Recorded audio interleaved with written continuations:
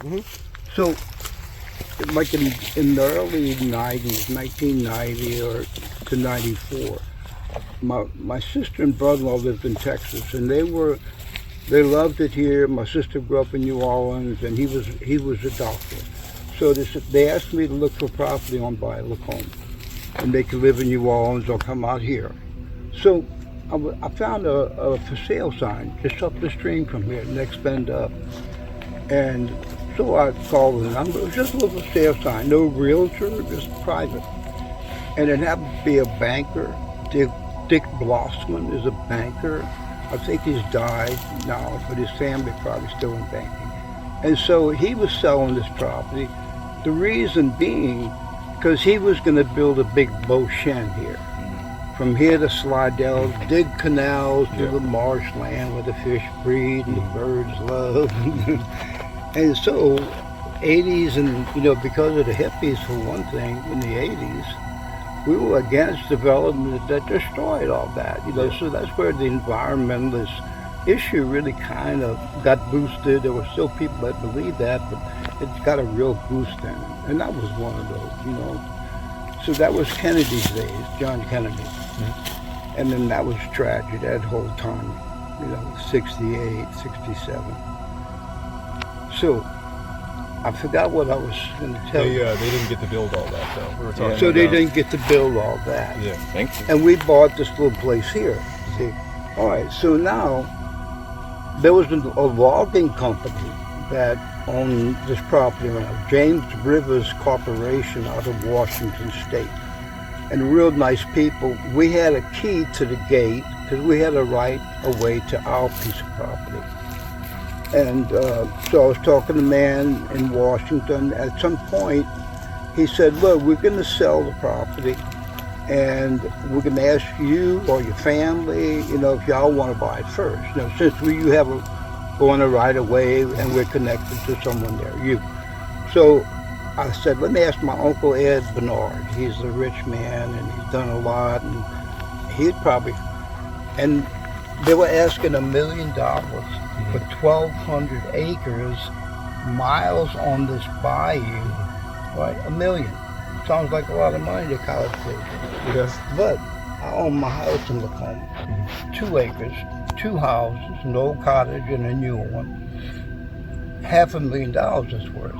Now, look at my house with 2 acres. Yeah, absolutely. On this bayou, 1,200 acres. Yeah. What's the potential here? Yeah, it's like priceless. Yeah, math's easy there. Pretty easy math. Yeah. I was a teacher. My uncle said, where would we put a golf course? Oh, no. And look, I look at it and I say, shit, you got so many places you could put a golf course. Yeah, it's not this. This is 1,200 acres. See? Okay. Yeah, around the ponds. It's made for a golf course. Or a campground. Right. All right, well, we didn't buy it. So I told James Rivers, that group, I said, look, we didn't buy multiple that. I said, we called the Nature Conservancy. Maybe they'll buy it. Mm. And look, one sentence. Call the Nature Conservancy. Maybe they'll buy it. And that's what happened. Yeah. They called the Nature Conservancy and said, oh yeah, we know it already. And $2.25 million. They sold it first. So I go tell my uncle, I say, oh, I could be a rich man today. I'd share it with you, Uncle, because you made me the loan, right? But I went and said, oh, look, it's going to be the Nature Conservancy donated it to the government. Now it's preserved. As long as we have a government. Right. Right. So that's what happened. But that shows you the power of the word. Yeah, just one Or a thing. sentence. Just like saying to someone on the street, hey, have a good day. Yeah. That can make a big difference, It's like that wave. Goes on, never stops. I'm a philosopher, but I'm old, so I have a feeling I can talk and make decent and use my knowledge to some extent. So I want to build a campground. Bring kids out. We're going to have one group's going to be trailblazers. So So let's blaze the trail from here to Slidell. Because if you get to the lake beach, it's an easy walk. You can fish on the lake, camp on the lake. I've seen people walking there catching huge redfish from on the beach right there. How many people? Not many people even realize that. Well, I didn't know there was a beach out there. Oh, from here to Slidell, it's beautiful. There's sand right here because it's spring fed too. See, so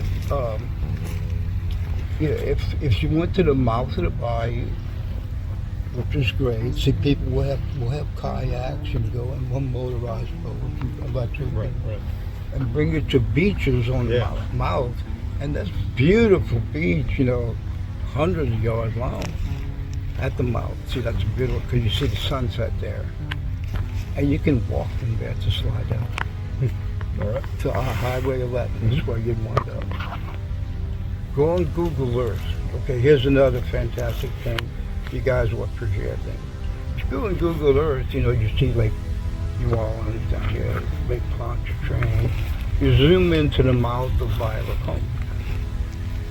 As you look at the mouth of the bayou, it goes like this. Here's the lake down here. Here's the mouth of the bayou. So the mouth goes like this and like this. I'm gonna describe something I'm seeing. The mouth goes like this. And then it goes like this and forms a chin and lips and a nose.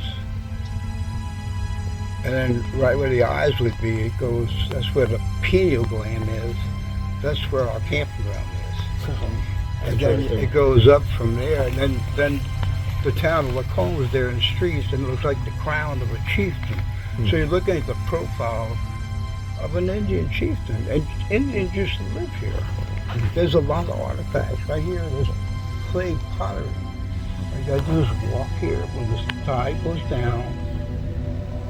I had a huge collection. What kind of stuff did you find? I found clay, mostly clay pottery pieces. Some different sizes because that was thousands of years old. And then occasional arrowhead, but that was like a trade item because there's no rock here. It's all sand. Probably got it from Poverty Point and then brought it down here. Maybe so. See, so they came here, and these were the Choctaws here in Poverty Point. I've never been there, but that looks so It's amazing. really nice. I love it. It's I really wanna go beautiful. there. Those mounds are breathtaking. They're huge. Yeah. And then they have a little museum in there with lots of stuff like ceramics and whatnot. Oh yeah. So when we do the campground thing, we're gonna have like a little museum. We'll have pottery pieces, and I was a potter also. So when I was teaching, and I taught math, but I did pottery, and we have this beautiful clay out here. It's like better than anything I've ever thrown because it's so alive. You see, you got to imagine, is a clay alive? Well, yeah, it's been buried under the ground here with Mother Earth right there. So you're saying it's fresh? there's bacterial growth in it, right? So that's why I say it's alive. That makes sense. It does, yeah. Do you have a favorite animal out here? Well, let's see. Little otters. They're so cute, and pigs. A lot of snakes. I don't really have a favorite. Eagle, I guess, that, and a lot of osprey here. Yeah. But eagle, see, I've got an eagle on the front of my car. The campground's going to be called Camp Eagle. And Oh, that's great. That's a good idea. All right. Let's see the camera. That's where it is. Yeah.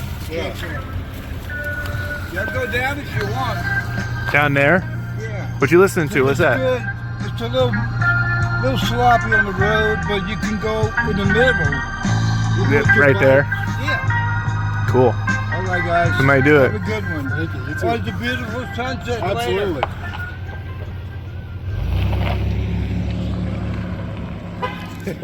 Who the fuck was that?